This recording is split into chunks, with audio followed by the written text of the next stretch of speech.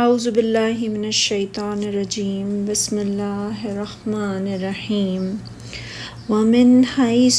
خرجت فول وجهك شطر المسجد الحرام وإنه للحق من ربك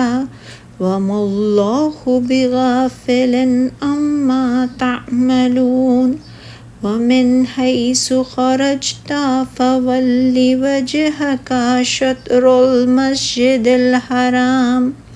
وحيث ما كنتم فولوا وجوهكم شطره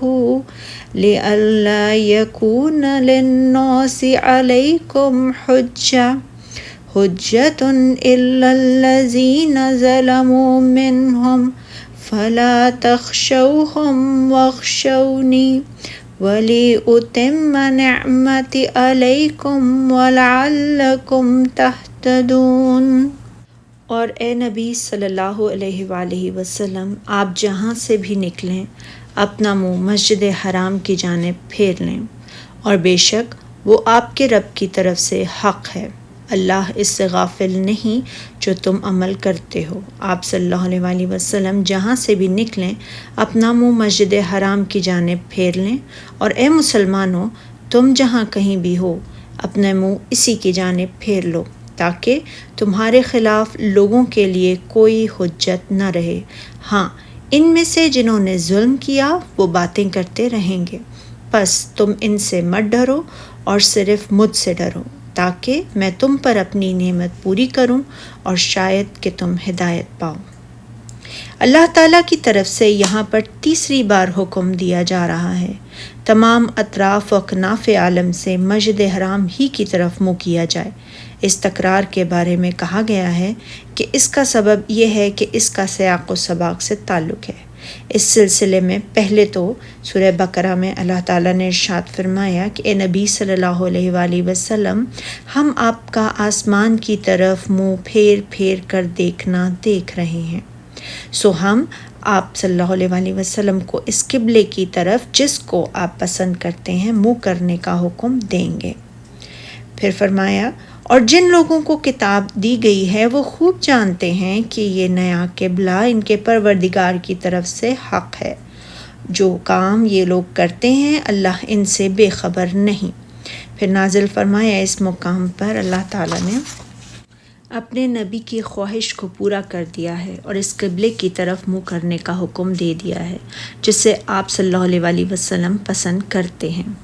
دوسری بار قبلے کا حکم دیتے ہوئے فرمایا، اور آپ صلی اللہ علیہ وآلہ وسلم جہاں سے بھی نکلیں نماز میں اپنا منہ مسجد حرام کی طرف کر لیا کریں، بلا شبہ وہ آپ کے پروردگار کی طرف سے حق ہے، اور تم لوگ جو کچھ کرتے ہو اللہ اس سے بے خبر نہیں۔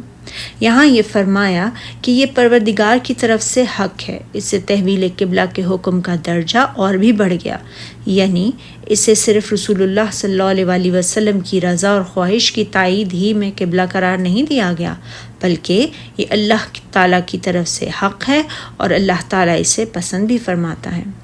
اور تیسرے بار حکم دیتے ہوئے اللہ تعالیٰ نے ان مخالف یہودیوں کو لاجواب کر دیا ہے جو اس بات کو اپنے حق میں دلیل کے طور پہ پیش کرتے تھے کہ رسول اللہ صلی اللہ علیہ وآلہ وسلم بھی ان کے قبلے کی طرف منہ کرتے ہیں، حالانکہ وہ جانتے تھے کہ ان کی کتابوں میں لکھا ہوا ہے کہ آپ کو حضرت ابراہیم علیہ السلام کے قبلے کی طرف منہ کرنے کا حکم دے دیا جائے گا۔ نیز اس سے مشرکین عرب کی حجت بھی کٹ گئی کہ آپ قبلہ یہود کے بجائے قبلہ ابراہیم کی طرف منہ کیوں نہیں کرتے، حالانکہ یہ قبلہ اشرف ہے۔ مشرکین عرب خود بھی کعبے کی تعظیم کرتے تھے، اور رسول اللہ صلی اللہ علیہ وآلہ وسلم کے کعبے کی طرف منہ کرنے سے انہیں ایک گنا خوشی بھی ہوئی۔ ارشاد باری تعالیٰ، یہ تاکید اس لیے کی گئی ہے کہ لوگ تم کو کسی طرح کا الزام نہ دے سکیں۔ میں لوگوں میں اہل کتاب مراد ہیں جو یہ جانتے تھے کہ اس امت کی ایک نمایاں صفت کعبے کی طرف منہ کرنا بھی ہے، اور اس صفت کی عدم موجودگی کی وجہ سے تو وہ بسا اوقات مسلمانوں پر اعتراض بھی کیا کرتے تھے۔ دوسری حکمت نسخ قبلہ میں یہ ہے کہ بیت المقدس کی طرف مسلمانوں کے منہ کرنے کو یہودی اپنی صداقت کی دلیل کے طور پر پیش نہ کر سکیں۔ اور ہاں، ان میں سے جنہوں نے ظلم کیا سے مراد مشرکین قریش ہیں، جو ظالمانہ طور پر یہ اعتراض کرتے ہوئے رسول اللہ صلی اللہ علیہ وسلم کے بارے میں یہ کہتے تھے کہ یہ شخص اپنے آپ کو دین ابراہیمی پر بتلاتا ہے، لہٰذا اگر ان کا بیت المقدس کی طرف منہ کرنا دین ابراہیمی کے مطابق تھا تو اب اس سے انہوں نے کیوں رجوع کر لیا؟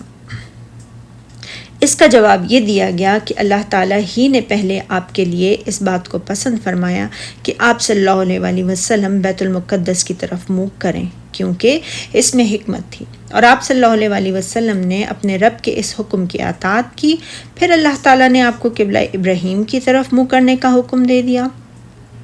اور اس سے مراد کعبہ ہے، تو آپ اس حکم الہی کی اطاعت بھی بجا لائیں، کیونکہ آپ صلی اللہ علیہ وسلم تمام حالات میں اللہ تعالیٰ کی اطاعت گزار تھے اور لمحہ بھر کے لیے بھی حکم الہی سے باہر قدم نہیں رکھتے تھے، اور امت بھی اس سلسلے میں آپ کی تابع ہے۔ اور ارشاد باری تعالیٰ ہے، سو ان سے مت ڈرنا اور مجھی سے ڈرتے رہنا، یعنی ان ظالموں اور جابروں کے پیدا کردہ شکوک و شبہات سے نہ ڈرو، بلکہ صرف مجھی سے ڈرو، کیونکہ صرف اسی کی ذات گرامی اس قابل ہے کہ اس سے ڈرا جائے۔ اور ارشاد باری تعالیٰ ہے کہ استقبال قبلہ کا یہ حکم اس لیے بھی ہے تاکہ میں تمہیں اپنی تمام نعمتیں بخشوں اور تمہارے لیے یہ شریعت ہر اعتبار سے مکمل ہو جائے، اور تاکہ تم راہ راست پر چلو، یعنی جس سے سابقہ امتیں بھٹک گئی تھیں ہم نے تمہیں اس کی ہدایت عطا فرمائی ہے، اور جس قبلے کو سابقہ امتیں اختیار نہ کر سکیں وہ ہم نے تمہارے لیے مخصوص کر دیا، یہی وجہ ہے کہ یہ امت سب سے اشرف اور افضل امت ہے۔ صدق اللہ العظیم۔